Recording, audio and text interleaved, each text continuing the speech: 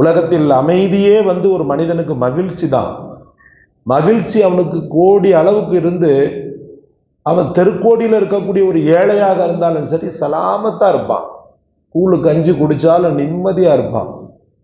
அன்னைக்கு ஒரு நபரை பார்க்கிறேன், கடற்கரையில ஏழெளிய, அதாவது தன்னுடைய ஏழ்மையான மனைவி மக்களை கூப்பிட்டு வந்தான். அவ்வளவு சிரிப்பும் அவ்வளவு கும்மாளம் விளையாட்டு. ஏழை. சில பேர் எவ்வளவுதான் எவ்வினாலும் சொர்க்க உலகத்தின் வாழ்க்கையில அவங்களால ஒரு பெரிய அளவுக்கு முன்னேற முடியாது. இந்த மக்கள் தோண்டு போறதா அப்படின்னு சொன்னா தோண்டு போக தேவையில்லை. ஏன்னா அந்த உலகத்தின் வாழ்க்கை ஒரு முற்றுப்புள்ளி உள்ளது. மறுமையின் வாழ்க்கைக்கு முற்றுப்புள்ளி இருக்காது. நீங்க இதை லாஜிக்கலாவே பார்த்தீங்கன்னு சொன்னா நாம இந்த உலகத்திற்கானவர்கள் அல்ல, மறுமைக்கானவர்கள் அப்படின்றதுக்கு ஒரு பெரிய எடுத்துக்காட்டு ஹஜ்ரத் ஆதம் அலைஹிஸ்ஸலாம் தான். ஆதம் அலைஹிஸ்ஸலாம் அல்லாஹு தஆலா உலகத்துல படைச்சு உலகத்துல இறக்கல, சொர்க்கத்துல வச்சுதான் படைச்சான். சொர்க்கத்துல தான் அவங்கள வாழவும் வச்சான். அவர்கள் செய்த ஒரு சின்ன கவனக்குறைவு, அந்த கவனக்குறைவின் காரணமாக அல்லாஹ் ரப்புல் ஆலமீன் உலகத்தின் இன்பங்களில் நீங்கள் இருந்த போதிலும் அல்லாஹ்வை எந்த அளவுக்கு நீங்கள் நேசிக்கிறீர்கள், சுவாசிக்கிறீர்கள் என்பதை பார்ப்பதற்காக அவரோடு சேர்த்து நாமளும் என்ன செஞ்சிட்டோம், இறக்கப்பட்டுட்டோம். மற்றபடி நாமும் இந்த உலகத்திற்கானவர்கள் அல்ல. இந்த லாஜிக்கை ஒருத்தன் புரிஞ்சுக்கிட்டாலே போதும், உலகத்துல பேயா அலைய மாட்டான், உலகத்தின் இன்பத்துக்காக மட்டுமே பாடுபட மாட்டான்.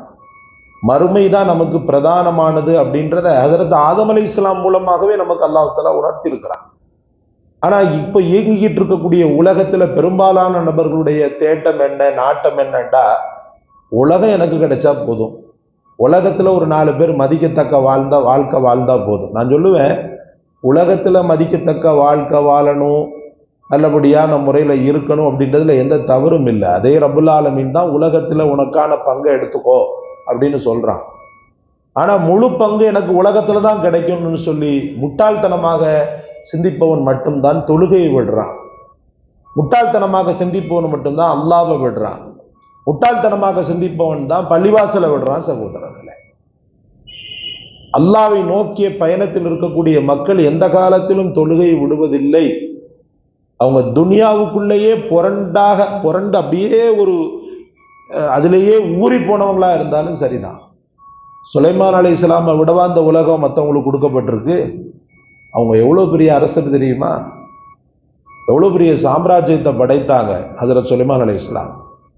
காற்றை ஏவுனாங்கன்னு சொன்னா காற்றே அவங்கள கண்ட இடத்துக்கு கொண்டு போய் விட்டுரும், அவங்க நினைச்ச இடத்துக்கு கொண்டு போய் விட்டுரும். அந்த அளவுக்கு எல்லாமும் கொடுக்கப்பட்ட ஒரு அற்புத நபி, ஒரு மன்னர். ஆனால் ஒரு வக்து தொழுகை கூட விட மாட்டாங்க. குதிரைகளை ஒரு நாள் அப்படியே அதனுடைய அழகை பார்த்துக்கிட்டே இருந்ததுல ஒரு வக்து தவறி போச்சு. தவறி போனதுக்காக ரொம்பவும் விசனப்படுறாங்க, ரொம்பவும் வருத்தப்படுறாங்க. அந்த காலத்துல குதிரை கறி சாப்பிடுவது அனுமதிக்கப்பட்டதாக இருந்ததுனால என்ன பண்றாங்கன்னு சொன்னா, அந்த குதிரைகளை அறுத்து ஏழை எளிய மக்களுக்கு கொடுத்துருங்க, அந்த குதிரை எனக்கு தேவையில்லை அப்படின்னு சொல்லி எல்லாத்தையும் குர்பானி செய்து மக்கள் ஏழை எளிய மக்களுக்கு கொடுத்துட்றாங்க. அந்த அளவுக்கு தன்னுடைய அந்த ஒரு நினைவை, அல்லாஹ்வின் நினைவை இந்த துனியாவின் பக்கம் கொண்டு செல்வதற்கு இது காரணமாக அமைஞ்சுதே அப்படின்னு சொல்லி. ஆனா இன்னைக்கு அல்லாஹ்வை தவிர மற்ற எல்லாத்தையுமே நம்ம நெஞ்சத்துல வைத்திருக்கிறோம். அதனாலதான் நம்மளால சில பல நேரங்களில் வெற்றி பெற முடியல. தோல்வி மட்டும்தான் வாழ்க்கையாக ஆகிவிடுகிறது. நம்ம எப்போ இறைவனை பின்னுக்கு தள்ளினோமோ அப்போது நாமும் பின்னுக்கு தள்ளப்படுகிறோம் சகோதரர்களே. அந்த லாஜிக்கில் யாருமே புரிஞ்சுக்கிறது. நம்ம என்னைக்கு அல்லாஹ்வுக்கு பின்னாடி போறோம், அல்லாஹ்வை பின்னுக்கு தள்ளுகிறோமோ நாமளும் பின்னுக்கு தள்ளப்படுவோம். பணம் காசு இருந்து என்ன பிரயோஜனம் சொல்லுங்கள்? உலகத்தில் அமைதியே ஒரு மனிதனுக்கு மகிழ்ச்சி தான். மகிழ்ச்சி அவனுக்கு கோடி அளவுக்கு இருந்து அவன் தெருக்கோடியில் இருக்கக்கூடிய ஒரு ஏழையாக இருந்தாலும் சரி சலாமத்தா இருப்பான். கூழு கஞ்சி குடிச்சாலும் நிம்மதியா இருப்பான். அன்னைக்கு ஒரு நபரை பார்க்கிறேன், கடற்கரையில ஏழெளிய, அதாவது தன்னுடைய ஏழ்மையான மனைவி மக்களை கூப்பிட்டு வந்தான். அவ்வளவு சிரிப்பும் அவ்வளவு கும்மாளம் விளையாட்டு. ஏழை, பரம ஏழை. கடற்கரையில அந்த குடும்பம் உட்கார்ந்து விளையாடி கொண்டிருக்கிறது. பரம ஏழைகள், அன்னாடங்காட்சி. அப்ப இந்த மகிழ்ச்சியும் இந்த ஆனந்தத்தையும் அல்லாஹ் தஆலா கொடுக்க காரணமாக இருந்தது அவன் தொப்பியும் தாடியும் தான். மகிழ்ச்சிக்கு காரணமாக இருந்த அவனுடைய தொழுகையும் இபாதத்தும் தான். படைத்தவனை நேசிக்கின்ற விதத்தில் அவர்கள் நேசித்ததன் காரணமாக ஏழ்மை நிலையில இருந்தாலும் அல்லாஹு தாலா ஒரு பெரிய அற்புதமான வாழ்க்கையை கொடுத்துட்றான். சொன்னா தப்பா நினைக்க மாட்டார்னு நினைக்கிறேன். இந்த பிள்ளைகளாம் ரொம்ப ஏழ்மை நிலை பிள்ளை, சொந்த வீடுன்ற பேர்ல தான் இருக்குது, அவ்வளவுதான். 2 குழந்தை அல்லாஹ் தாலா கொடுத்துருக்கான், ஆண் ஒன்று பெண் ஒன்று. இந்த லக்கு எல்லாத்துக்கும் அடிக்காது. சில பேருக்கு 2 பொண்ணா பிறக்கும், சில பேருக்கு 2 ஆணா பிறக்கும். ஏன்னா சேட்டை தான் தாங்க முடியல, அதனால கொஞ்சம் வீட்டில் அடக்கி வைங்கப்பான்னு சொல்லி வச்சிருக்குது. இல்லைன்னா கூப்பிட்டுட்டு வர சொல்லலாம். ஒரு காலத்துல அந்த பிள்ளைங்கள்லாம் ரொம்ப கஷ்டப்பட்டவங்க. ஆரம்ப நேரத்துலலாம் அவங்களுடைய திறமையினால முன்னுக்கு வந்தவங்க. விளையாட்டுல ஃபர்ஸ்ட் வருவாரு.